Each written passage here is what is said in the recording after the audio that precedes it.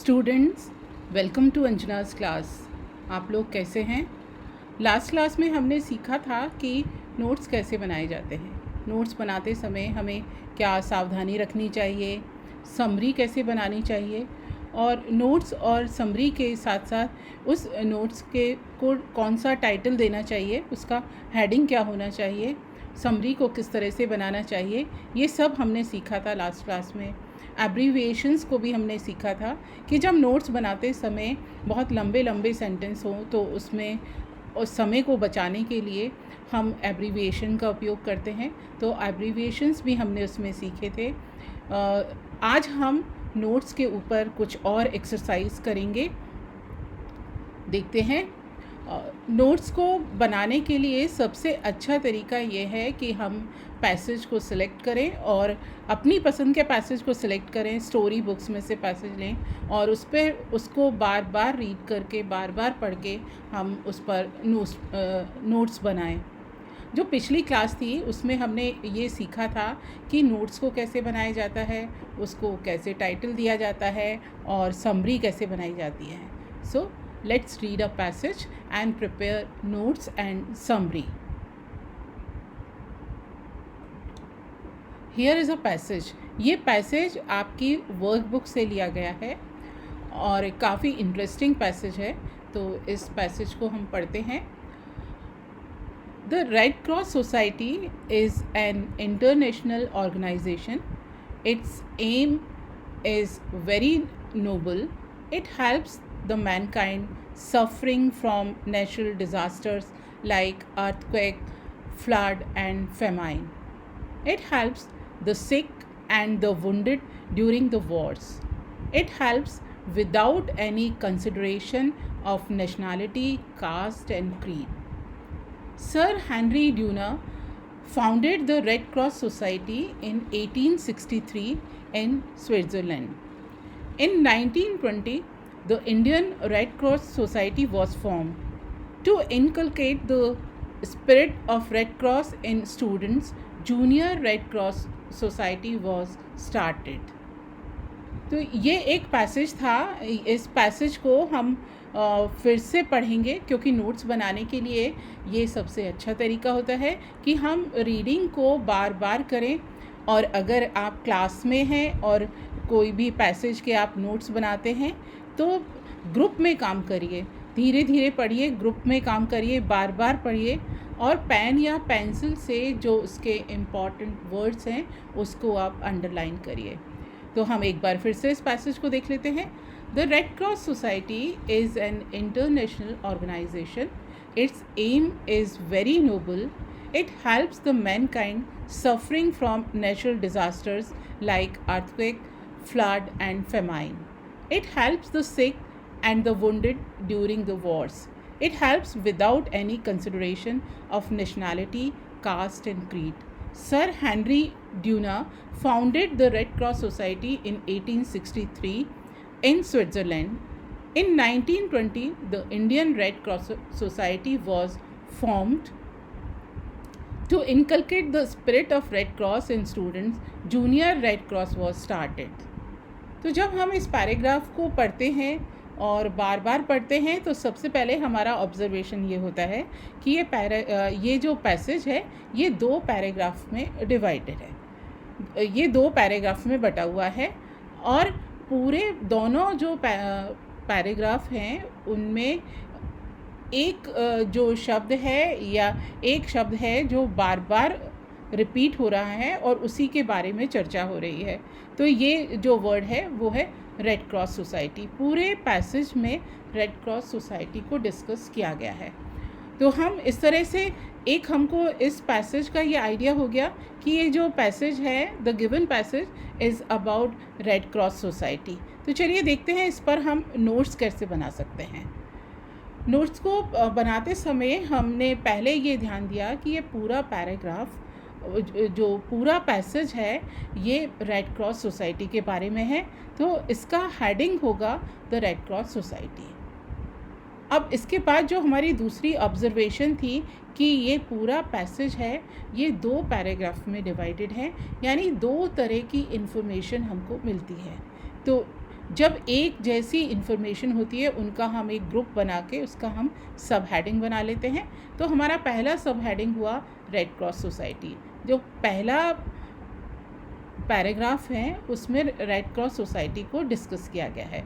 तो हमारा पहला सब हेडिंग होगा Red Cross society.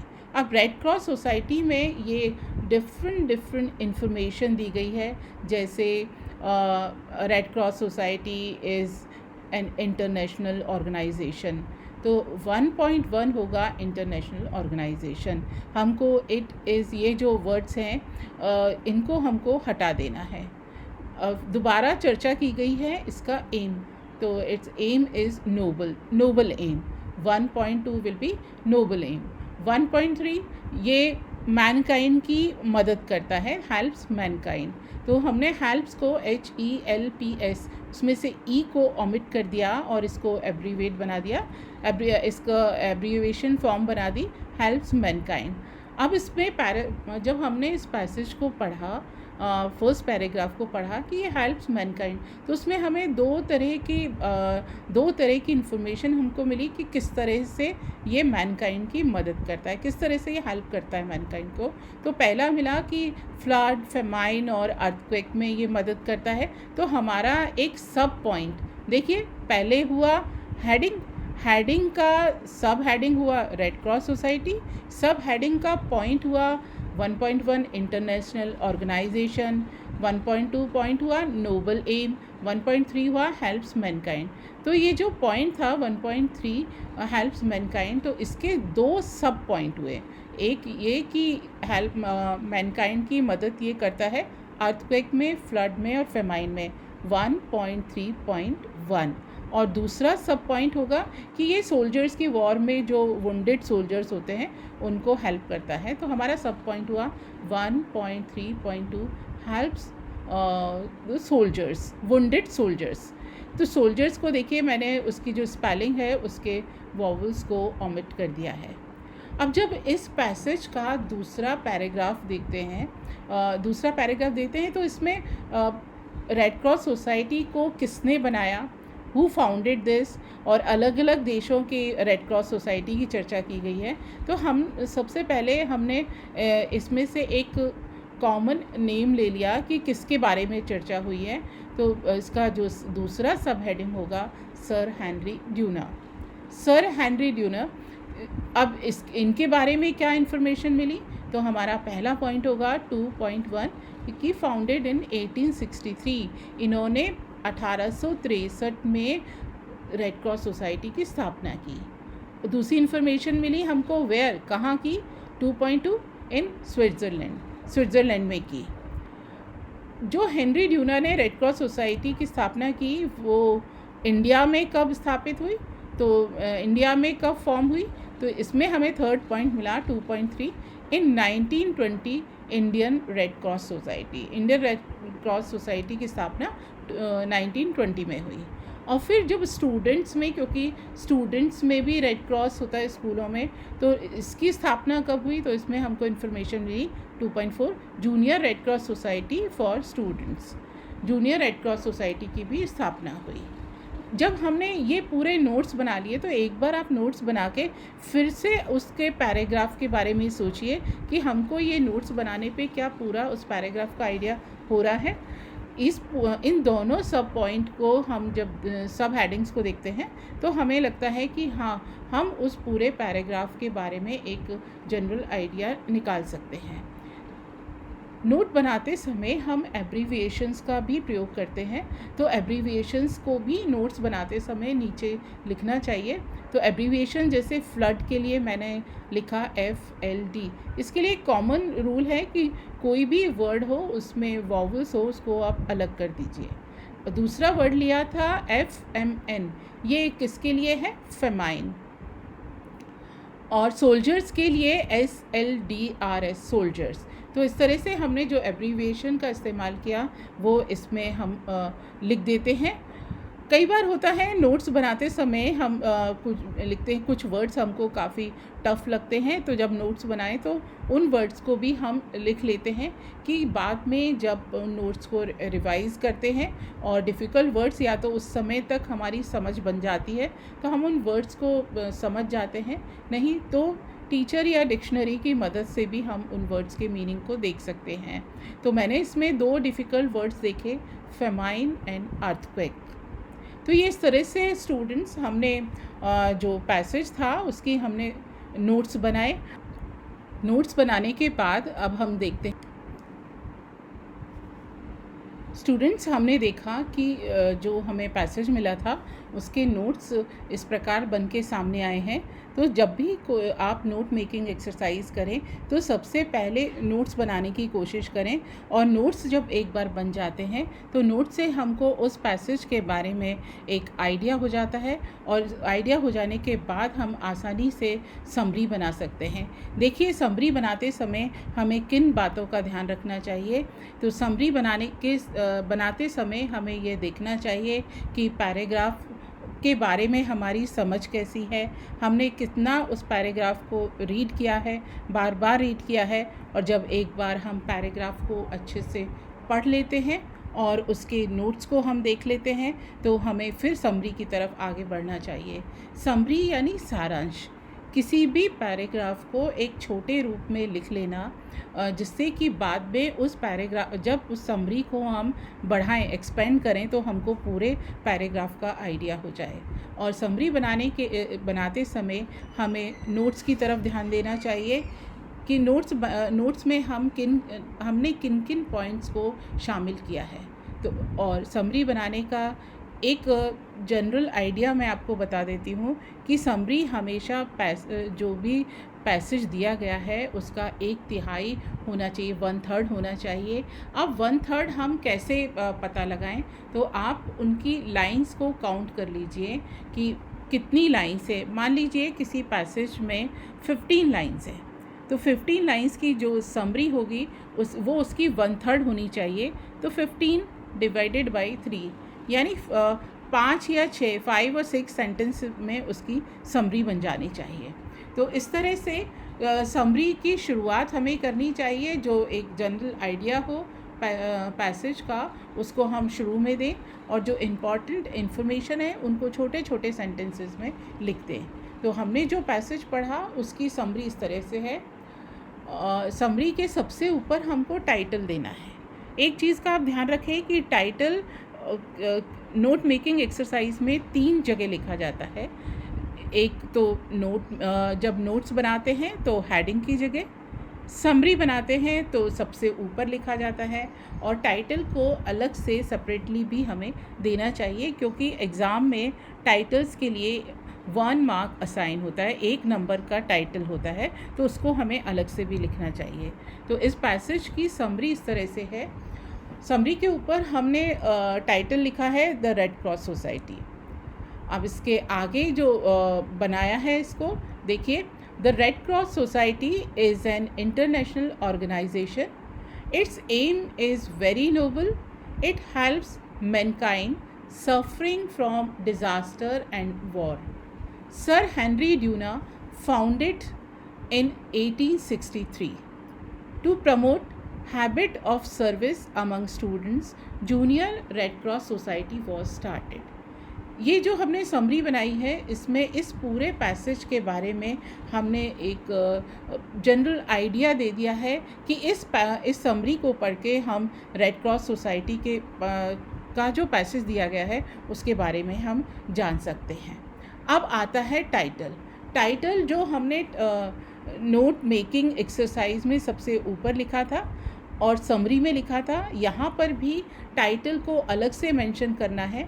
So the title of this passage is the Red Cross society. तो इस प्रकार स्टूडेंट्स हमने एक पैसेज लिया और पैसेज को बार बार पढ़ा।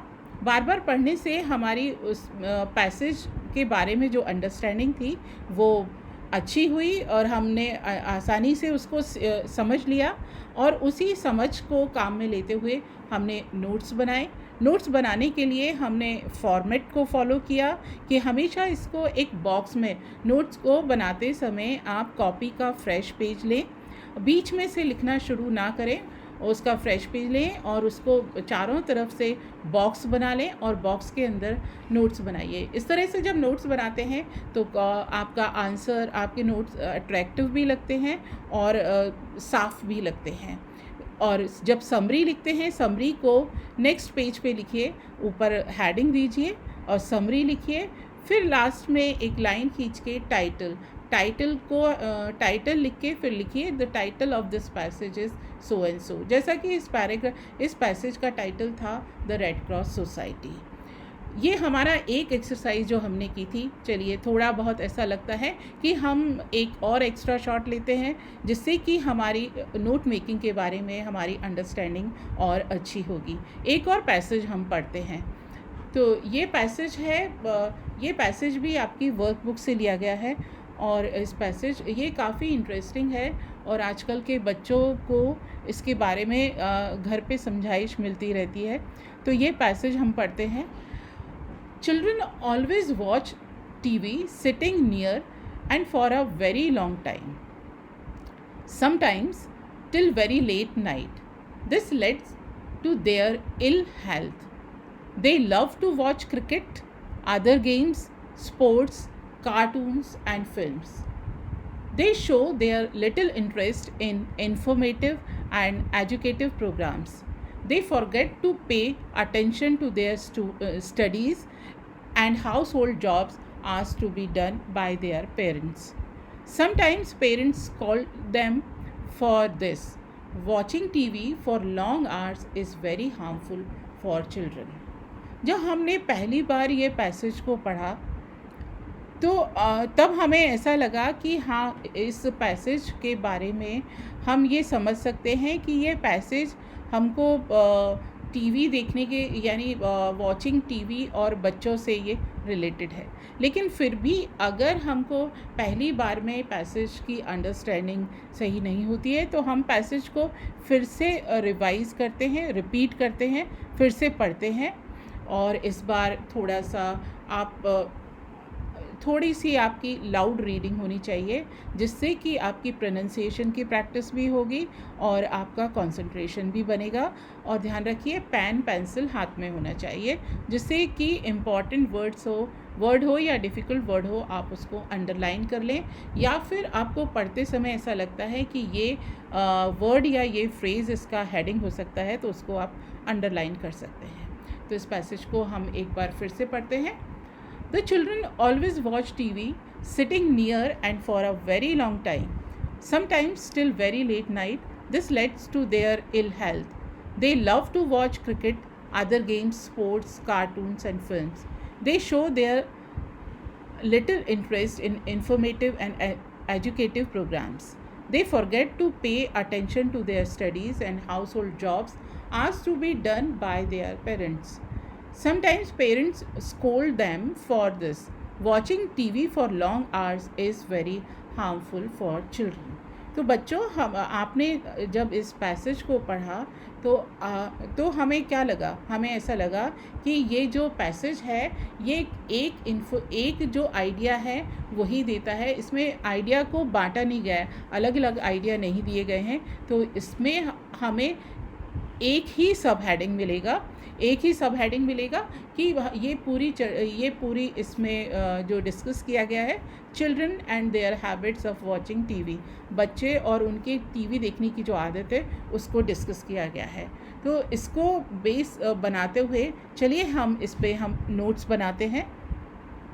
तो नोट्स बनाते समय जब इसको हमने पहले रीड किया तो हमें पता चला कि ये पूरा पैराग्राफ चिल्ड्रन और उनकी जो हैबिट है वॉचिंग टीवी उसके बारे में है। तो हमने इसको हेडिंग दिया। हेडिंग देख लीजिए कि पर्सन टू पर्सन डिफ़र करता है, स्टूडेंट टू स्टूडेंट डिफ़र करता है। जब आप क्लास में जब एक पैसेज आपको दिया जाता है और आप उसमें कोई भी हेडिंग देते हैं तो कोशिश करिए आप अपनी इंडिविजुअल थिंकिंग को सामने लेके आइए, ना कि बाजू में बैठे हुए बच्चों को कॉपी करने की।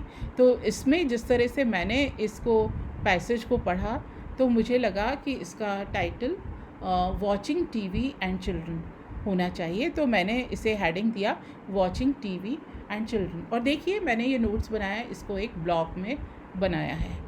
इसका सब हेडिंग था चिल्ड्रन, क्योंकि चिल्ड्रन बच्चों के बारे में चर्चा की गई। और इसका जो पॉइंट है 1.1, उसमें उनकी जो हैबिट है वॉच टीवी देखने वाली हैबिट को डिस्कस किया गया है। तो इसका सब पॉइंट है पहला 1.1.1, यानी पहला सब हेडिंग वो चिल्ड्रन, और इसका पॉइंट हुआ 1.1 वॉच टीवी, और इसका सब पॉइंट हुआ 1.1.1 वेरी नियर। दूसरा इसका जो सब पॉइंट होगा 1.1.2 फ्रॉम फॉर लॉन्ग टाइम, बहुत लंबे समय तक देखते हैं। और देन 1.1.3 इल हेल्थ, ये उनकी हेल्थ के लिए हार्मफुल है। 1.1.4 वो क्या देखते हैं, cartoon, sports etcetera. 1.1.5 forget studies, अब देखने से वो यहाँ पे थोड़ी मिस्टेक है तो आप इसको 5 करिए। 1.1.5 ये होगा फॉरगेट स्टडीज़, वो स्टडीज़ को भूल जाते हैं। 1.1.6 अब स्टडीज़ भूलते हैं तो क्या होता है, पेरेंट्स स्कोल्ड, कि पेरेंट्स डांटते हैं। स्कोल्ड को देखिए मैंने इसका ओ यानी वॉवल को ओमिट कर दिया है। 1.1.6 और टीवी को वॉचिंग टीवी वेरी नियर, उससे क्या होता है, हार्मफुल फॉर हेल्थ के लिए नुकसानदायक होता है। तो जब हमने ये पूरा नोट्स बनाए और इनके पॉइंट्स को हमने लिखा तो हमारे दिमाग में एक पूरा मैप बन गया, एक पिक्चर सामने आ गई कि पूरे पैसेज के बारे में। जब हमने ये नोट्स तैयार कर लिए तो नोट्स के में ज़्यादा नोट्स लेंदी ना हो और बार बार हमको रिपीट ना करना पड़े कुछ वर्ड्स को, और लिखने में आसानी हो, तो हमने कुछ एब्रीविएशंस का इस्तेमाल किया। तो इसमें देखिए LNG for long, CRTNS for cartoons, SCLD for scold. तो ये मैंने एब्रीविएशंस का इस्तेमाल किया। एब्रीविएशन के साथ साथ कुछ डिफ़िकल्ट वर्ड्स, हमने पैसेज पढ़ा तो डिफ़िकल्ट वर्ड्स भी सामने आए। तो कुछ डिफ़िकल्ट वर्ड्स तो होते हैं जब हम पैसेज को बार बार पढ़ते हैं, तो पैसेज के जनरल आइडिया से हमको कुछ वर्ड्स का मीनिंग हम निकाल लेते हैं। जैसे इसमें जो डिफ़िकल्ट वर्ड लगा स्कोल्ड और इन्फॉर्मेटिव, तो इस प्रकार से जो पैसेज था उस पर हमने नोट्स बनाए। आइए देखिए, अब देखते हैं कि इन्हीं नोट्स पर बेस्ड हम समरी किस तरह से बना सकते हैं। तो ये समरी देखिए इस तरह से बनती है। समरी को बनाने के लिए फिर से हमको वही तरीका अपनाना है कि नंबर ऑफ़ सेंटेंसेस को हमको काउंट करना है, और उसका लगभग अप्रॉक्सीमेट वन थर्ड सेंटेंसेस में हमको समरी बनानी है। और उस समरी में हमको ध्यान रखना है कि छोटे छोटे सेंटेंस हो। अगर हमको पैसेज में से ही छोटे छोटे सेंटेंस मिल रहे हैं और हमको ऐसा लगता है कि हमारा सेंटेंस फॉर्मेशन गलत हो सकता है, तो हम पैसेज से भी उन सेंटेंसेस को कॉपी कर सकते हैं। तो इसका सबसे ऊपर हमको टाइटल देना है। टाइटल है वॉचिंग टीवी एंड चिल्ड्रन, और समरी इस प्रकार है। The summary goes like this: Children watches TV for a long time. This is very harmful for their health. Children watch sports, cartoons and films. They do not watch informative program. Most of the parents warn them not to watch TV for long time. तो इस प्रकार से उस passage को देखकर और हमने notes बनाए, और नोट्स में जो इन्फॉर्मेशन दी गई थी उसके बेसिस पर हमने ये समरी बनाई। समरी में भी हमने ऊपर टाइटल सप्लाई किया है, और टाइटल को हमको अलग से भी मेंशन करना है। तो देखिए टाइटल को हम कैसे लिखेंगे। The title goes like this: the title of this passage is watching TV and children. अब हमने इस अलग से भी कॉपी में लिख दिया। अब बच्चों, आपने ये देखा कि जब भी हम नोट मेकिंग एक्सरसाइज करें तो सबसे पहली बात फ्रेश पेज से करें, बॉक्स में बनाएं, नोट्स को बॉक्स में बना के लिखें, और उस समरी जब बनाएं तो समरी के ऊपर भी टाइटल लिखें और टाइटल को अलग से भी मेंशन करें। अब ये जो छोटे छोटे जो दो हमने पैसेज के हमने नोट्स बनाए, तो चलिए एक और पैसेज लेते हैं जिससे कि हमारी नोट्स के बारे में मुझे ऐसा लगता है कि आपके लिए नोट बनाना काफ़ी हैंडी हो जाएगा, इजी हो जाएगा। तो देखते हैं ये तीसरा पैसेज, थर्ड पैसेज, और ये बहुत इंटरेस्टिंग पैसेज है। ये भी वर्कबुक से लिया गया है।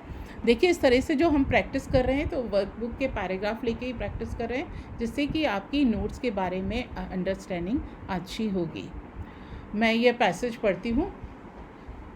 There are different kinds of musical instruments.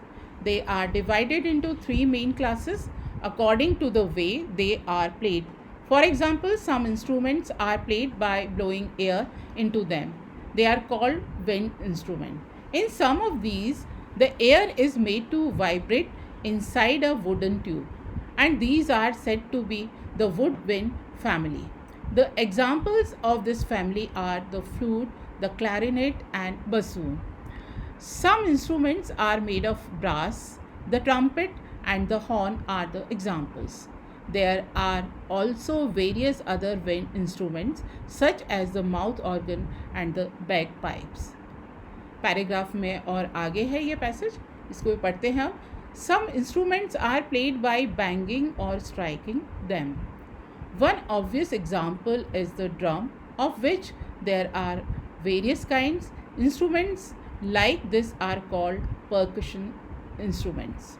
The last big group of instruments are the ones which have strings.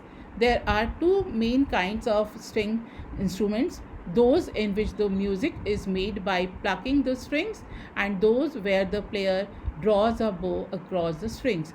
Examples of the former are the harp and the guitar, and that of the later are the violin and cello. जब हमने ये paragraph पढ़ा तो हमने कुछ observations की, कुछ ध्यान दिया, जैसे कि while reading the passage carefully we find that the passage is divided into 3 paragraphs.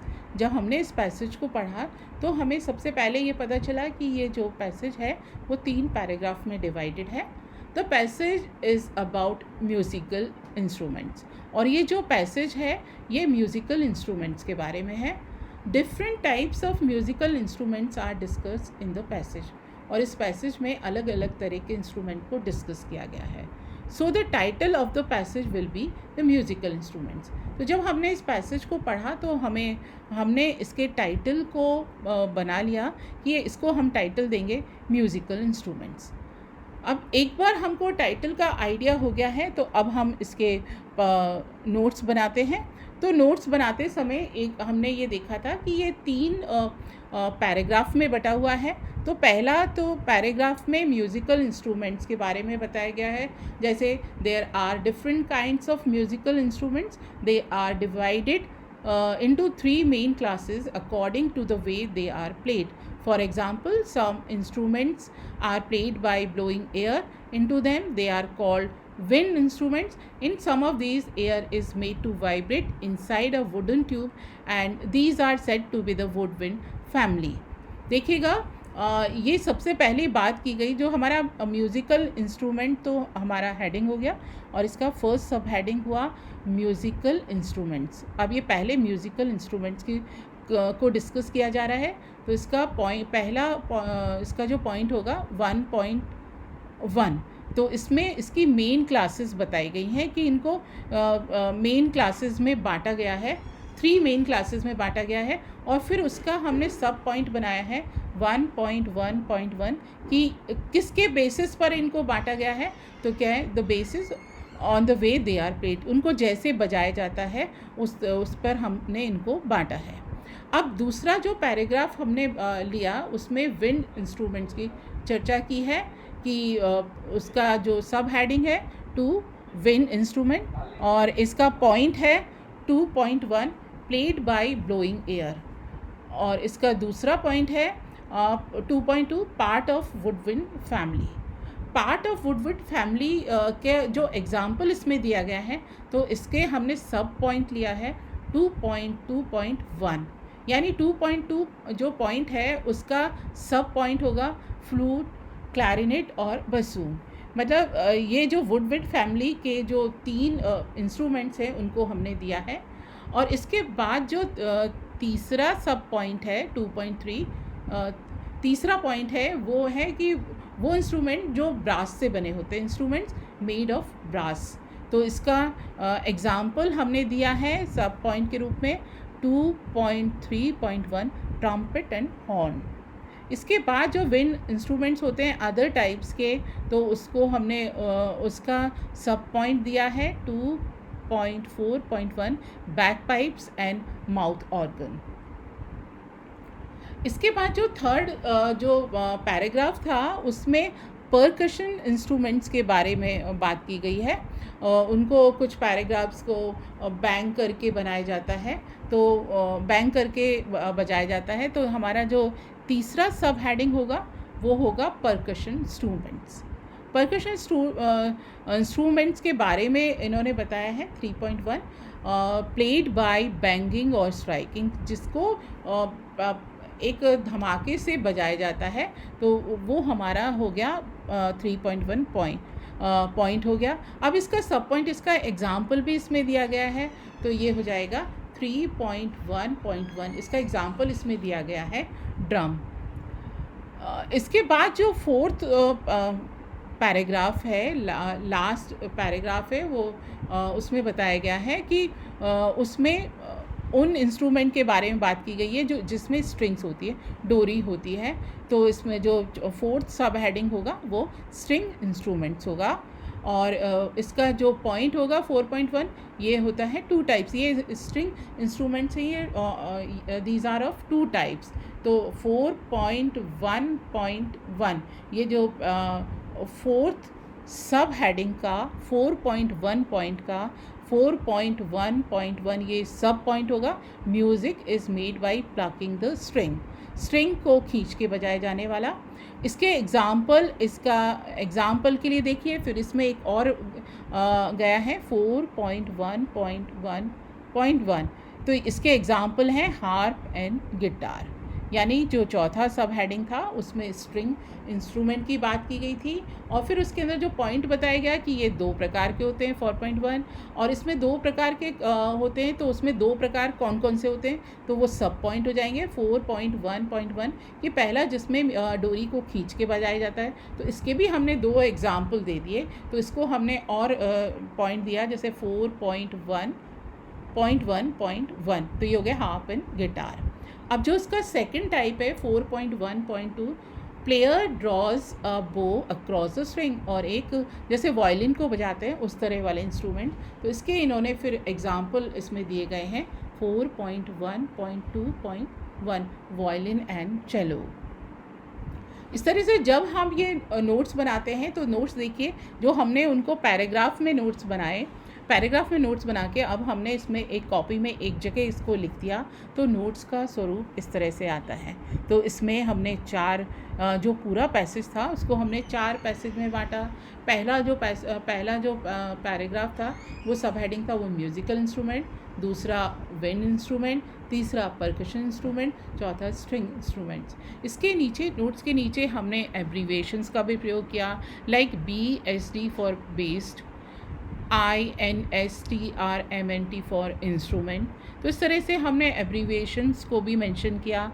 इसमें फिर नीचे जो हमने डिफ़िकल्ट वर्ड्स जो इसमें आए कि पढ़ते समय जो कुछ वर्ड्स होते हैं जब हम पढ़ते हैं तो उस समय हमको फर्स्ट रीडिंग में वो डिफ़िकल्ट लगते हैं, लेकिन हम जब बार बार उस पैराग्राफ को पढ़ते हैं तो हमको पैराग्राफ के जो ओवरऑल आइडिया होता है उससे हमको कुछ वर्ड्स का मीनिंग पता चलता है।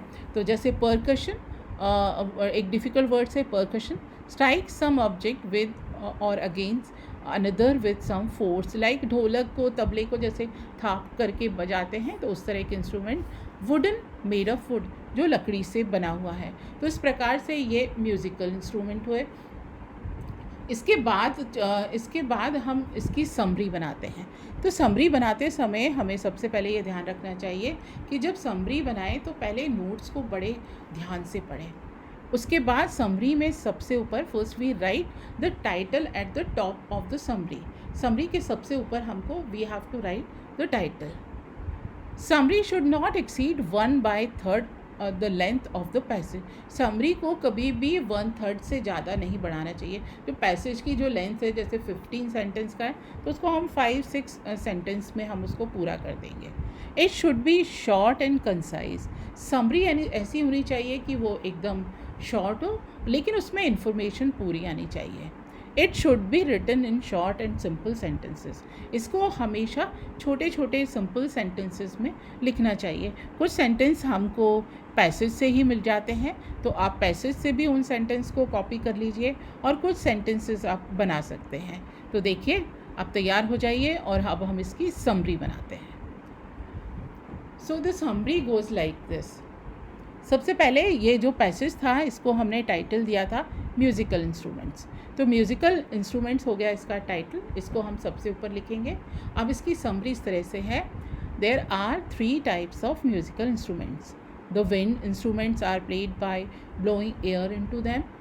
Example flute, clarinet, bassoon and trumpet. Percussion instruments are played by banging them, for example drum. Third type of instruments have strings, for example harp, guitar and cello. And last में हमको लिखना है title. Title को भी हमको अलग से लिखना है। So the title of this passage is musical instruments. तो इस पैसेज का टाइटल होगा musical instrument. Students, last half an hour से हमने इस पूरे नोट मेकिंग एक्सरसाइज को हमने बार बार रिवाइज़ किया। मुझे ऐसा लगता है कि आपको यह पसंद आया होगा। तो students, I hope that you enjoyed the lesson. Read lots of books and make notes and summary of your favorite paragraphs. Thank you. Bye from Anjana Jain.